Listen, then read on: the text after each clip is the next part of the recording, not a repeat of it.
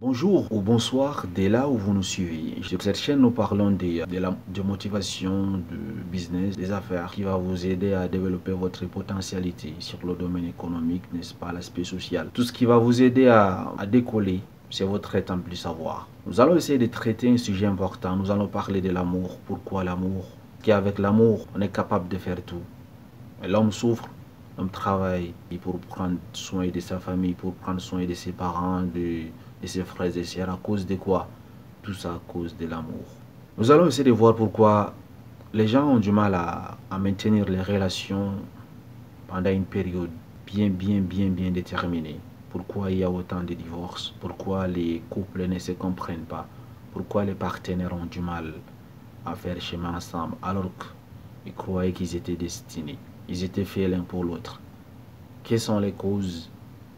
Comment donc s'en sortir? Comprendre le langage de l'amour de votre partenaire afin de ne plus briser le cœur de votre partenaire. Suis-moi jusqu'à la fin de cette vidéo et je t'assure que tu ne vas plus jamais briser le cœur de ton partenaire et que tu seras à mesure, n'est-ce pas, de maintenir une relation jusqu'à ce que la mort vous sépare. Dans la vie, les gens se mettent en couple pour beaucoup de raisons.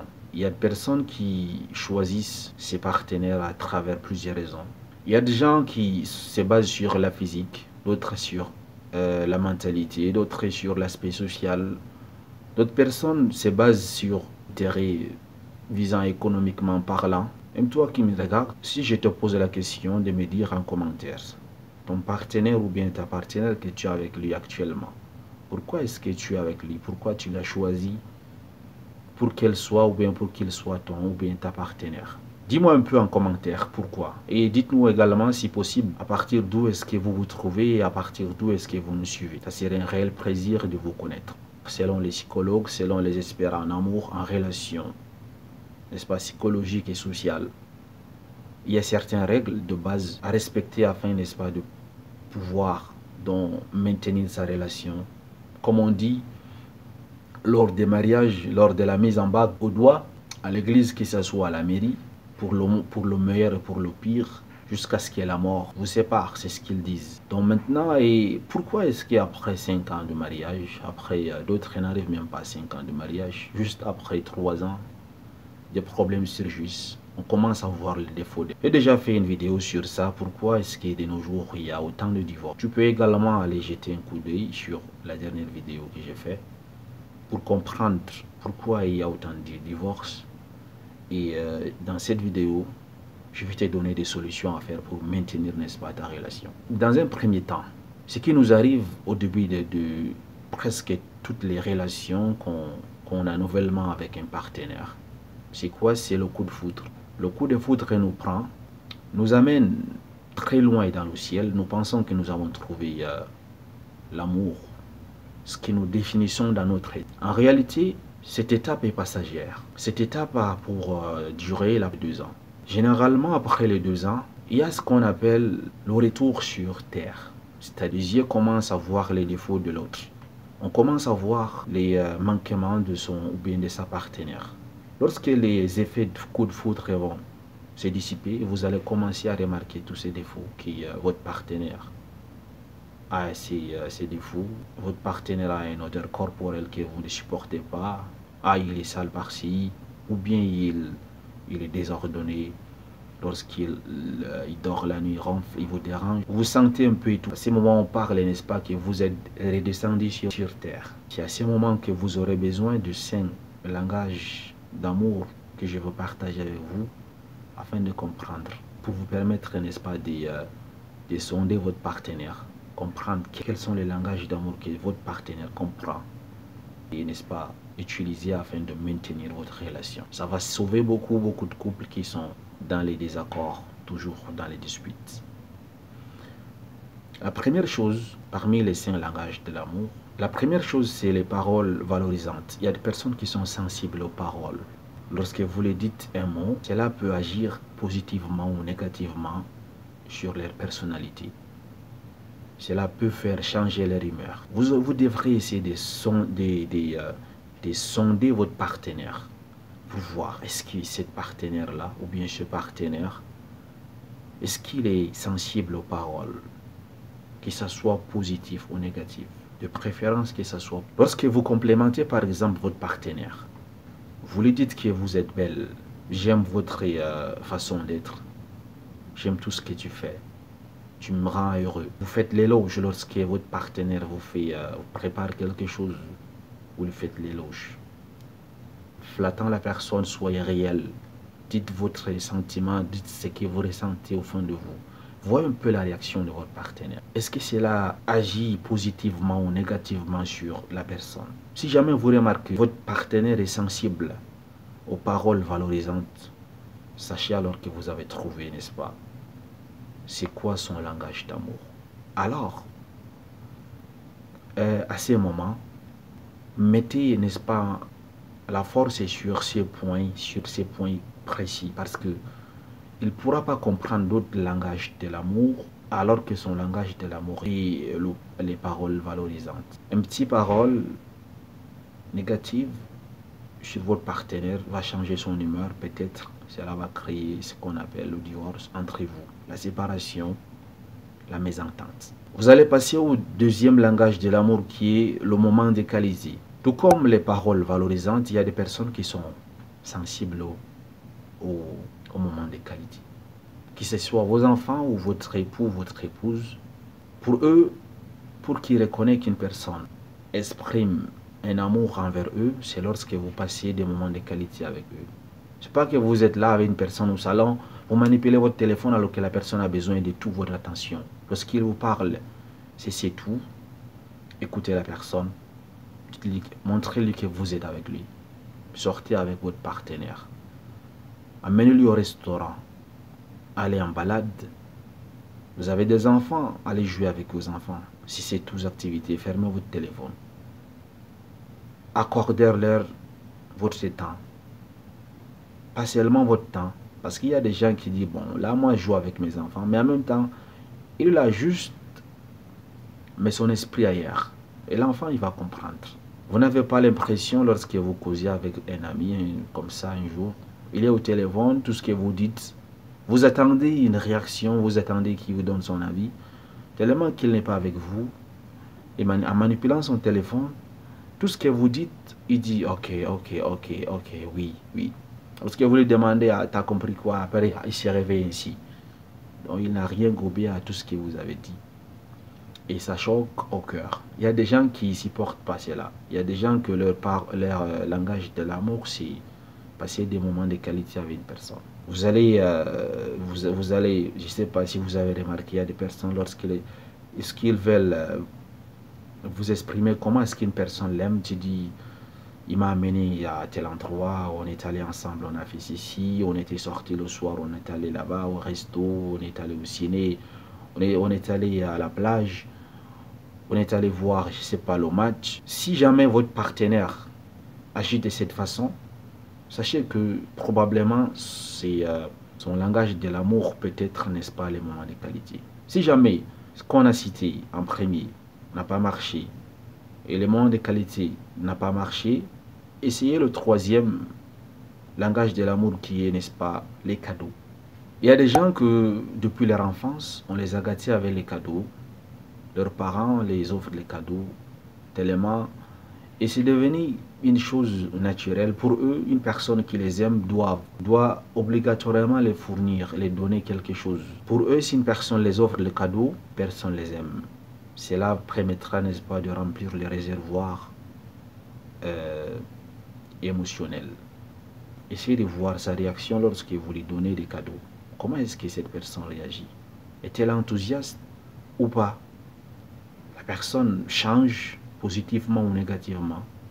Et vous comprendrez que non, cette personne, son langage de l'amour peut être probablement les cadeaux. Vous allez constater, si son langage de l'amour c'est les cadeaux, il aura tendance à vous offrir les cadeaux dans votre relation. Vous allez constater que la personne a tendance à vous offrir des montres, souvent de vous offrir des choses, voilà. Si c'est le cas, alors vous savez à quoi c'est qu'il vous reste à faire.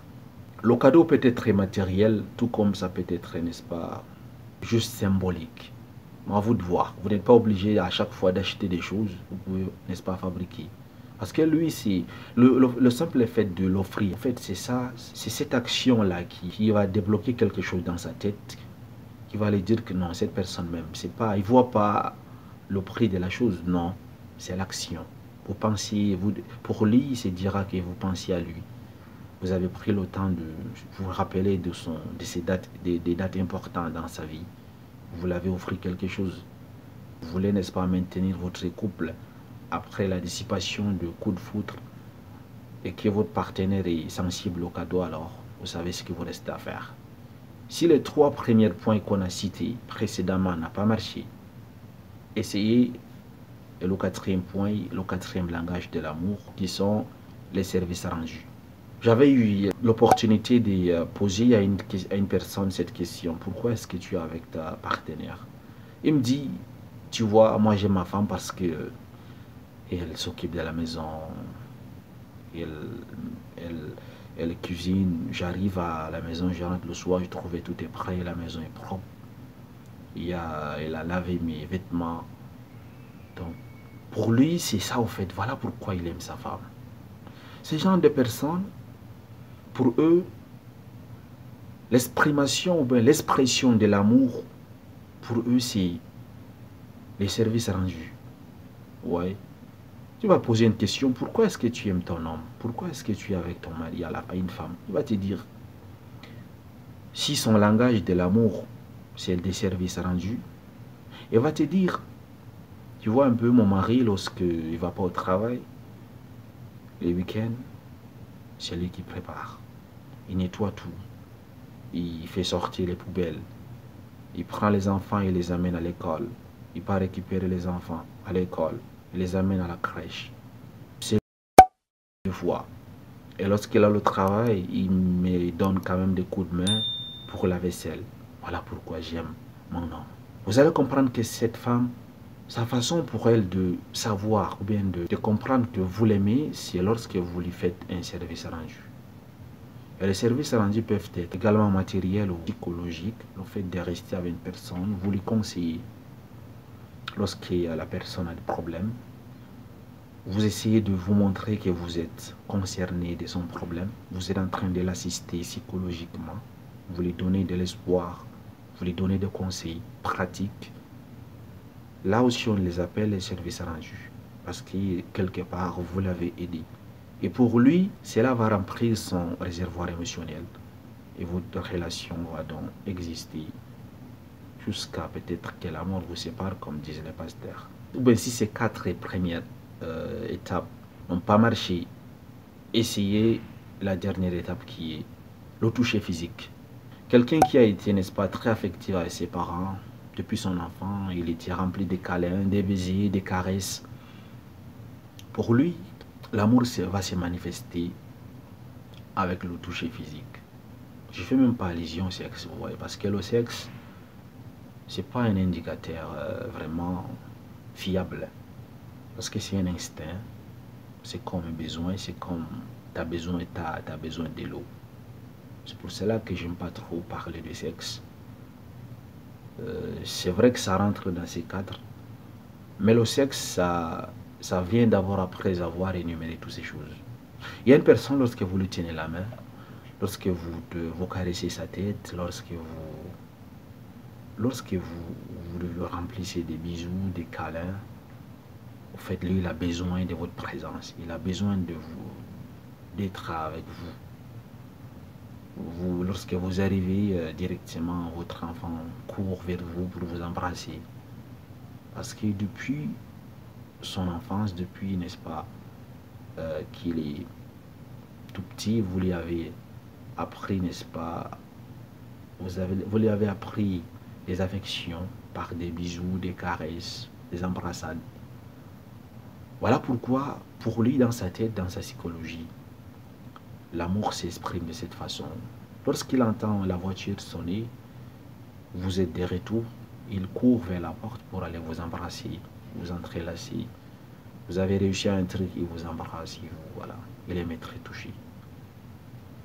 Il y a des gens qui n'aiment pas être touchés. Mais une personne qui sont Vous allez, si vous avez un partenaire, à chaque fois il vous touche, à chaque fois il cherche le contact physique avec vous, pas forcément le rapport sexuel, des contacts physiques, il veut toujours être à votre côté. Il aime toujours que je sais pas, vous lui portez, vous les câlinez, vous jouez avec lui. Sachez que c'est ça, vous faites son langage de l'amour.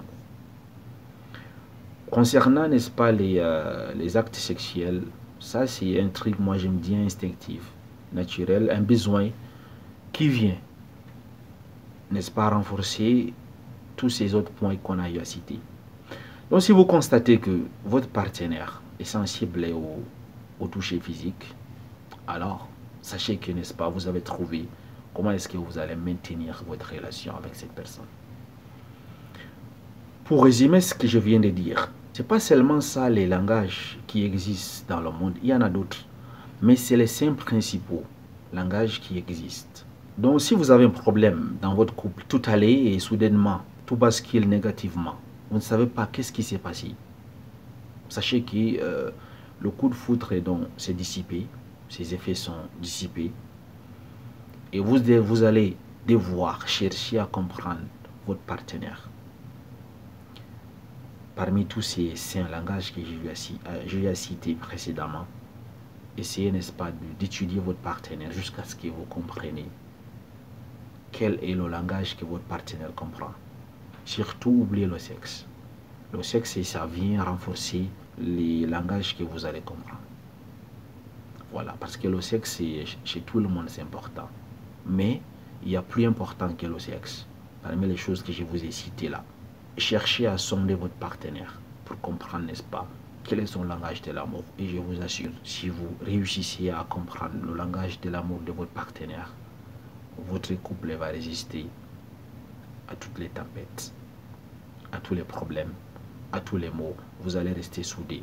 Pourquoi? Parce que vous avez trouvé comment, n'est-ce pas, remplir le réservoir affectif de votre partenaire. Et lui également, la même chose. Parce que lorsque le réservoir affectif de votre partenaire est plein, vous allez voir tout ce que vous voulez. Elle va donc céder à vos attentes positivement. Voilà. Je pense que la vidéo vous aurait aidé. Et je pense que vous avez été assez instruit pour comprendre ce que je veux dire par là.